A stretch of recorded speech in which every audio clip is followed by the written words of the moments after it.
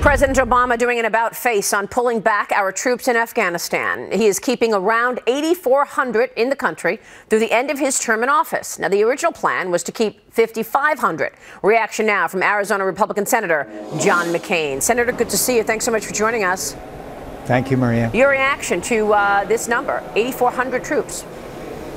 Well, I think it's better than what he had originally planned on, when basically he was going to leave a embassy-centric force behind, which would have been impossible to really fight the Taliban, who have been succeeding in the last year or so. But it's interesting, Maria, it's kind of the classic White House way of addressing an issue. All the military, every one of them, our commander in Afghanistan, all of our service chiefs recommended 9,800, which is the level that it's at now. So right. Somehow, somewhere in the White House, either Mr. Rhodes, that great science fiction writer, or these other with great experience in National Security Council staff, they arbitrarily reduced it to 8,400. Now, I want to know what capabilities we have lost going down from 98 to 84. What are those 1,400 billets that the military thought were very important? So here we are again, putting the men and women who are serving in greater risk because we're not complying with the recommendation of the military commanders on the ground, who, by the way, I have great confidence in. As you know, I just came back from Afghanistan. And you've said this for a long time, that we are not listening to the generals, we are not listening to the people who are on the ground. Do you think now the president is listening, or has the threat changed? I think he's sort of listening. Again, if he had not been listening at all, he would have stayed back around 5,000. But the pressure is enormous. Well, it's hard not to with Orlando, San Bernardino, Brussels. Pardon me, Senator. No, it's just that he wanted, as you know, beginning in 2009, which, by the way, when ISIS did not exist, to get everybody out of Iraq and Afghanistan.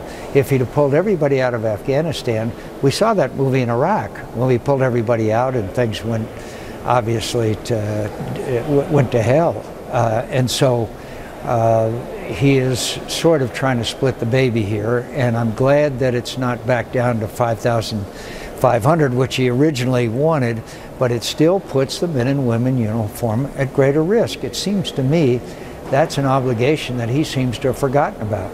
And when you say putting them at greater risk, the bottom line is they don't have the backup, they don't have the support that is required for what they're doing. They have certain missions which the military leadership, including our commander in Afghanistan, has laid out. Those missions and capabilities, they believe, are sufficient to prevail over the Taliban actions and activities. So when the president goes against their recommendations and reduces by 1,400, then some of those missions and capabilities have to go away. That puts the American men and women who are serving in jeopardy, and by the way, in greater risk. By the way, I was over there 4th of July. Their morale is great. They're tough. They're strong. They're ready to do the mission. But they also know, at least at senior leadership level, that they don't have sufficient rules of engagement and numbers to carry out the tasks that they need to in order to prevail and stabilize Afghanistan. Right. And they need some clarity, by the way, also to carry out the mission. Senator, can you characterize the threat today? I mean, we heard John Brennan from the CIA just a couple of weeks ago, week and a half ago, say that ISIS is hardly contained. In fact, we have been unable to contain them. And yet the president's narrative continues. John Kerry just recently saying that ISIS is desperate, that they're on the run. Where are we? Well, by the way, the Director of National Intelligence, General Clapper, has said the same thing. These are the people that we hire who have decades of experience to give us their best estimates. And their best estimates is that ISIS is a long way from being defeated, that there's more attacks going to take place in America and in Europe, and that ISIS attacks will be on the increase. Obviously, they have. Look at the horrific bombing they just had in Baghdad. I mean, it's really incredible. So every time there's an attack, John Kerry's reaction is to say, well, they're desperate.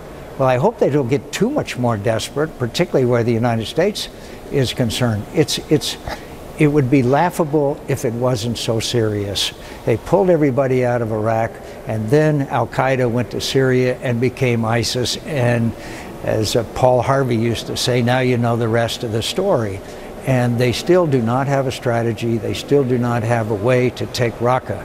And we're going to kill them in Raqqa, or we're going to kill them here. That's our choice. Yeah, and the president still doesn't necessarily have a plan to pay for it, right? I mean, the budget issue is a separate issue, but a real one. I mean, there's debate within the House. I know the Armed Services Committee Chairman, Mac Thornberry, is demanding Obama immediately send Congress a supplemental funding request to pay for the extra troops now that he'd like there.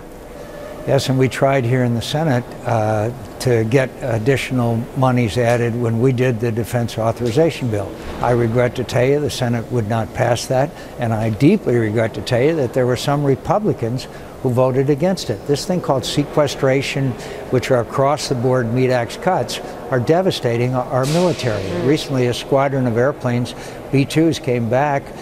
20 airplanes, only 6 of them could fly. The story is that we have a military that is becoming unready, not unlike that we had after the Vietnam War, and the world is becoming more and more dangerous. I don't know how many more attacks it takes to get the attention of the president, liberal members of Congress, and some Republicans, and the American people. Right. Senator, it's great to have you on the program this afternoon. Thanks so much. Thank you, Maria.